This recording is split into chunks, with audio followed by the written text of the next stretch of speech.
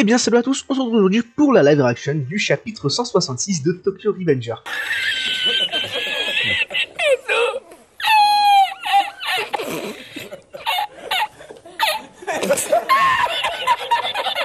Alors, comme vous pouvez l'entendre, j'ai un nouveau micro entre guillemets car mon ancien micro ne fonctionne plus, ce qui explique le fait qu'il n'y a pas eu de vidéo pendant plus d'un mois et demi. Et je suis réellement désolé de la qualité de ce micro qui est vraiment abominable. Pour l'instant, on doit faire avec et j'espère très bientôt pouvoir changer ça. Du coup, voilà, pour faire un résumé, lors du dernier chapitre de Jujutsu, on a eu notre cher Hiromi contre Itadori. Donc dans un style de combat assez spécial en réalité.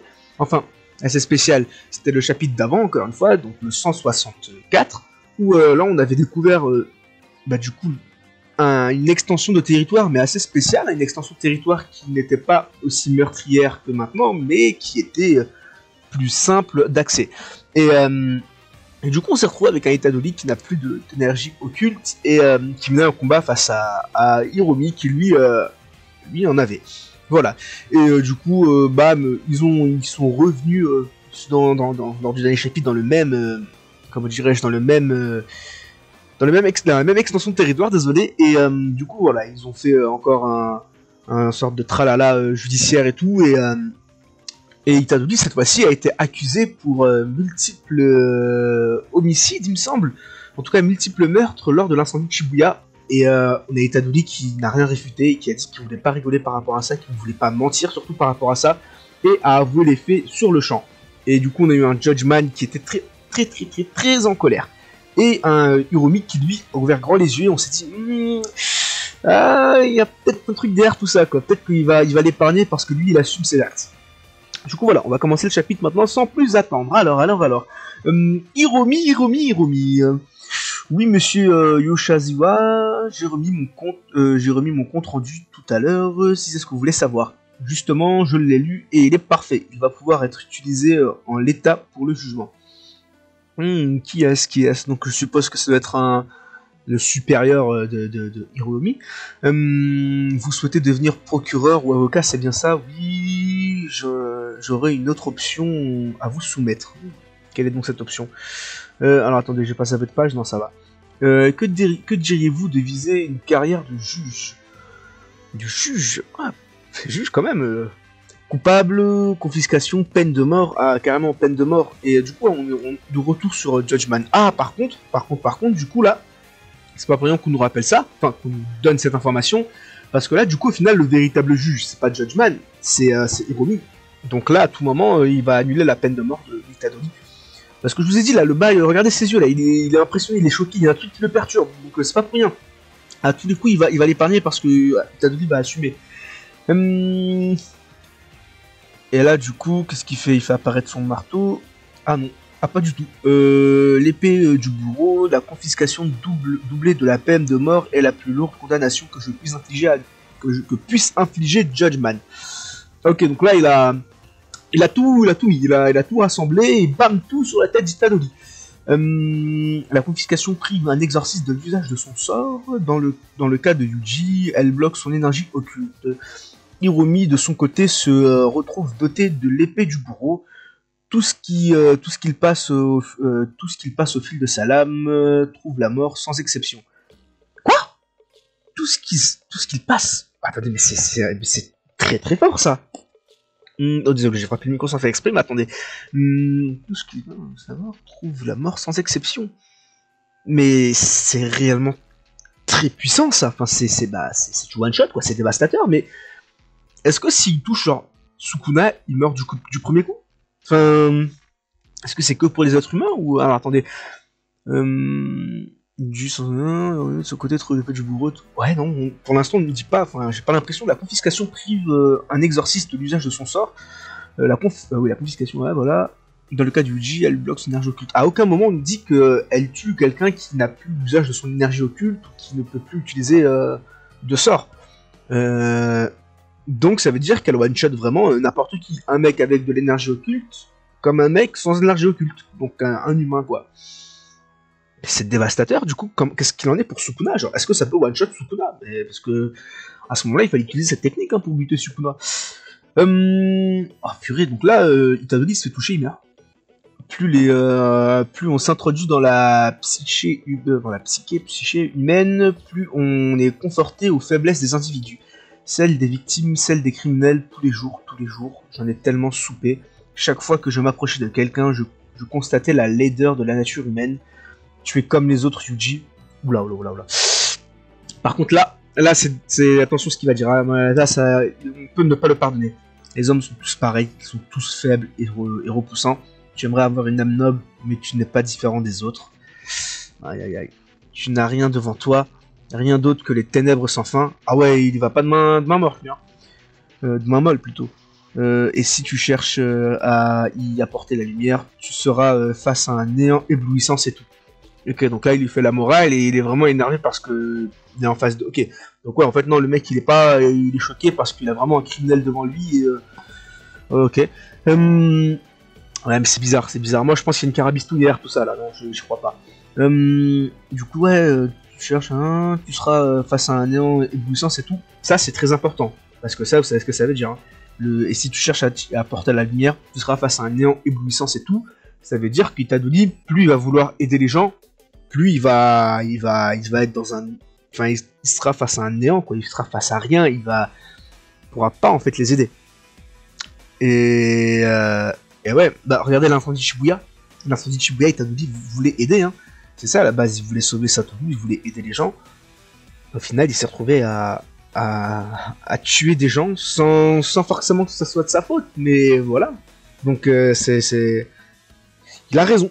L'auteur nous rappelle encore une fois, et nous répète sans cesse, j'ai l'impression que tout ce que Itadori voudra faire en bien, bah ça marchera pas en fait, s'il ramènera le désastre, le désespoir. Et lui-même ne pourra pas voir la lumière, Itadori sera toujours, comme dit Hiromi, face à un néant éblouissant, c'est tout quoi. C'est vraiment triste pour Itadori. Et attendez quoi? Ok, donc là il va derrière les... Ok, donc il balance les chaises et tout. Flash, fuit... Quoi? Qu'est-ce qu'il y a? Comment ça fuit? Itadori qui... Ok. Qui jette sa veste. Et... Oh! Ok, d'accord. Intéressant ça, qu'il se camoufle. Et... Ah, il va donner un... Par contre, il est torse nu en tout. Ok, normalement, il a pas un sweat rouge. Attendez, ça m'intrigue par contre.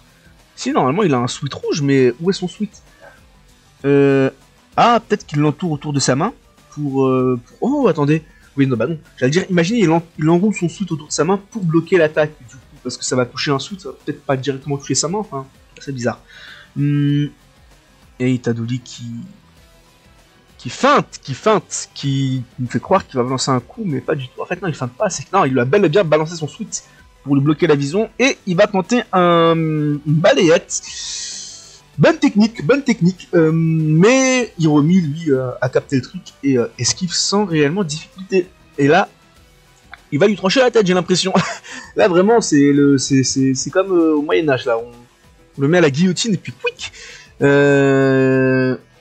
Ok, donc Itadori va réinsérer un coup. Mais il est malade, il perd pas de temps. Le mec, il fuit pas, il assume et il va au corps à corps. Alors que s'il se fait coucher une seule fois, normalement, il meurt sur le coup.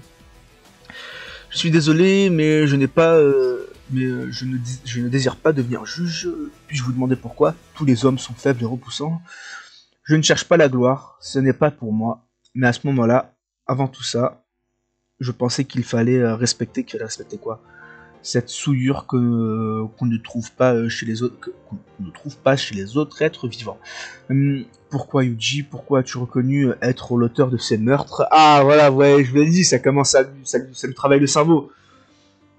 La preuve fournie par Judgman et partagée avec l'exorciste avant même qu'il ouvre l'enveloppe. En l'occurrence, elle concernait le démon que tu abrites en toi. Ah, Sukuna, donc il est au courant qu'il a Sukuna en lui. Attendez. La preuve fournie par Judgman est partagée avec l'exorciste avant même qu'il ouvre l'enveloppe. En l'occurrence, elle concernait le démon que tu abrites en toi, Sukuna. Donc, il est au courant de Sukuna et Itadori. Mais là, ce qu'il essaie de nous dire, c'est que... Enfin, c'est ce que moi j'ai compris. Après, peut-être que je me trompe. Mais c'est qu'en gros, Itadori, il a assumé les faits, mais ce n'est pas réellement lui, c'est Sukuna, comme je l'ai dit juste avant. C'est Sukuna qui a tué tout le monde, et c'est pas réellement de la faute d'Itadori. Mais, désolé, j'ai frappé encore une fois le micro. Mais, là, du coup, là, je pense qu'il se pose la question en mode, pourquoi t'assumes les conséquences? Enfin, en gros, là, il aurait pu se sortir de la mouise, Itadori, en disant, bah, non, à aucun moment c'était moi, c'est pas moi qui contrôlais mon corps, j'ai pas fait ça de mon conscient, de mon plein gré, c'est quelqu'un d'autre, en l'occurrence, c'est Sukuna. Mais, donc, il aurait pu être plus ou moins déclaré non coupable. Mais non, le mec, il assume, parce que pour lui, bah, ça reste quand même de sa faute, en fait, Itadori. De sa vision. Mais, ok, c'est vraiment intéressant, ça, c'est vraiment intéressant. Ce n'est pas toi qui as tué ces... Voilà, ce n'est pas toi qui as tué ces gens, pourquoi je ne comprends pas. Oh, le regard d'Itadori est... Hey, Itadori, purée, mais ce perso, l'évolution de ce personnage, incroyable, l'un des meilleurs protagonistes de la New Gen. Hein. Y a rien à redire, vraiment, l'évolution d'Itadori, elle est incroyable. Pourquoi je ne comprends pas, et lui il ferme les yeux là. Itadori qui assume la réalité, parce que là c'est bon, mais regardez là on a Itadori vraiment avec son regard qui est déterminé, qui assume la réalité, qui voit la... qui assume ses actes, en fait, qui voit la réalité en face. Et Hiromi du coup qui ferme les yeux, comme s'il voulait fuir son regard, il voulait pas assumer en fait. Lui qui, pour lui les gens sont des pourritures, là il tombe face à un mec qui assume les actes, qui assume ses actes entre guillemets, qui ne sont pas réellement ses actes. Et pour lui j'ai l'impression qu'en mode non, il veut pas voir ça en fait. Il est tellement habitué à avoir de la souillure comme il disait avant, que là il se refuse en fait de croire qu'il y a des gens bien encore. Et là du coup il fait disparaître sa lame du bourreau et oh, Itadori qui lui insère un coup de poing là. Oh, hypercute là. Oh là là là. Ah et là il la sent passer là. Itadori ultra classe d'ailleurs comme ça, c'est vraiment, je tiens à le rappeler, incroyable. Du coup, ouais, il envoie valdinguer bien loin. Et ok, il tousse. Et l'article 39.1 du code pénal, un individu n'est plus coupable de discrètement ou de maîtrise de lui-même est considéré comme en état de démence. Or, à Shibuya, c'est Sukuna qui avait pris le contrôle de ton corps. Comment tu le sais? Ok, il t'a dit qui se pose la question, ouais. Bref, tu n'étais plus maître de toi-même, ouais, c'est ce que je disais tout à l'heure. Rien de ce que tu as fait à ce moment-là n'était volontaire, donc tu es non coupable. Attendez, mais il est résistant, parce que je viens de voir là, il s'annule pas tant que ça de la mouche. Hein. Après, vous me direz, il a dû se protéger avec l'énergie occulte, je suppose. Peut-être qu'Itadori, il a pas mis toute sa force, ou... enfin bref. En plus, il a plus d'énergie occulte, Itadori, donc bon. Tu n'étais pas responsable de tes actes, pourtant c'est bien de ma faute, c'est parce que je suis trop faible. Ah oui, pourquoi est-ce que tu as annulé ton sort? Je suis revenu sur ma décision, Yuji. Ok, donc là, ok, donc il... Ah ouais. Et Itadori qui... Oh là là, mais... Regarde Itadori, il s'en veut, ça le ronge, vraiment, ça le ronge d'avoir fait ça, quoi, mais c'est même pas de sa faute, mais ça le ronge, hein, et là, pourtant, c'est bien de ma faute et tout, oh, pauvre Itadori, hein. Du coup, ouais, on a Hiromi qui a annulé, qui est revenu sur sa décision, du coup, peut-être qu'il existe d'autres personnes qui portent cette faiblesse, c'est-à-dire... Réhabille-toi et assieds-toi, je vais te donner mes 100 points. Oh, eh ben c'est assez rapide. Hein. Où est ma veste? Ah, voilà. Dis-moi, as-tu déjà tué quelqu'un de ton plein gré? Oui. Ah, bah oui. Bah les fléaux, les humains maudits. Les humains maudits au tout début, là. Je sais pas si vous vous rappelez, là, où bah, le duo Nobara et Tadori contre les deux humains maudits, là, Kuzo, je crois, ou Kizo, un truc comme ça, Kushuzo, un bas dans le genre, mais à la fin, vous savez, quand il est monté sur, je sais pas si vous vous rappelez, mais quand il est monté sur le camion, le humain maudit, Tadori, il a rattrapé le bail, et puis il lui a inséré un coup de poing, mais avant, il a dit, je sais pas s'il a dit je suis désolé avant ou après d'avoir inséré le coup de poing, mais il était triste, et en soi, il a déjà tué quelqu'un de son plein gré. Alors, attendez, je viens... Quoi?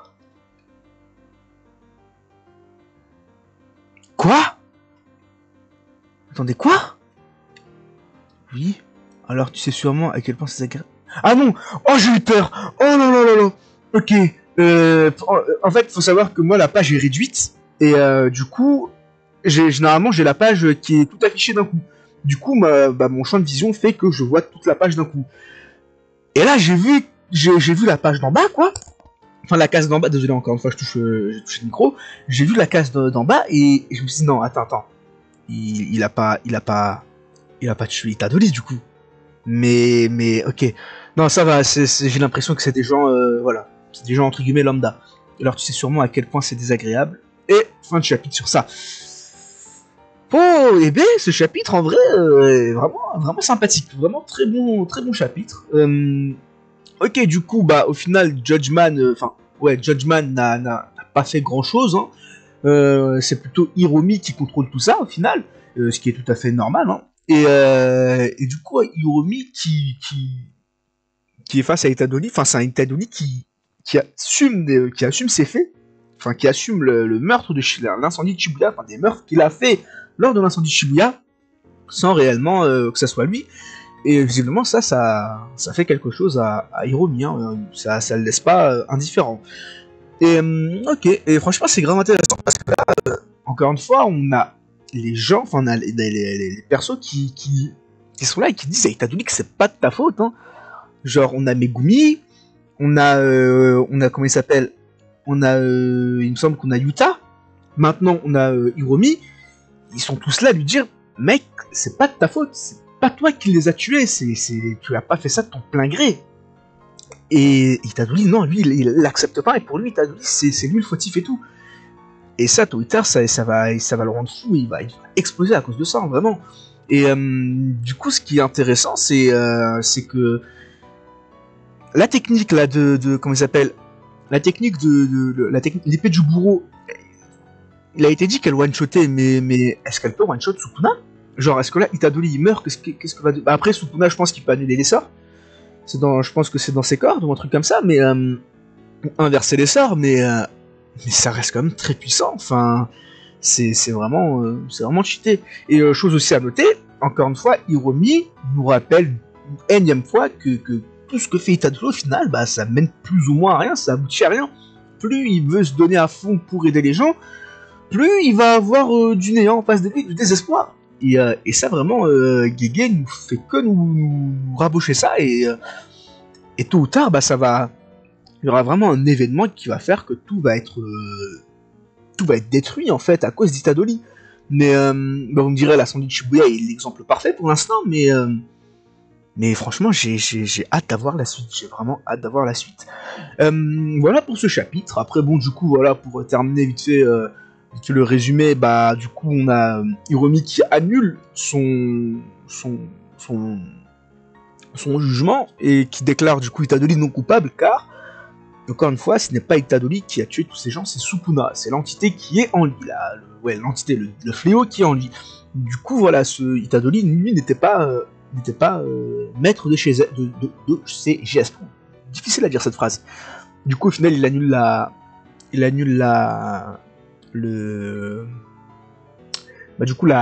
punition, on va dire, enfin la condamnation, voilà. Et du coup, voilà, là, ils vont discuter avec Itadori et ils vont parler du coup de si oui ou non ils ont déjà tué quelqu'un. Du coup, voilà, dites-moi ce que vous avez pensé de ce chapitre dans les commentaires. Encore une fois, moi je trouve que le chapitre est vraiment sympathique. Je donne un bon 15, 16, allez, un petit 15,5 sur 20, franchement, vraiment sympathique à lire. D'ici là, je vous dis portez-vous bien et puis à la prochaine. Bye bye.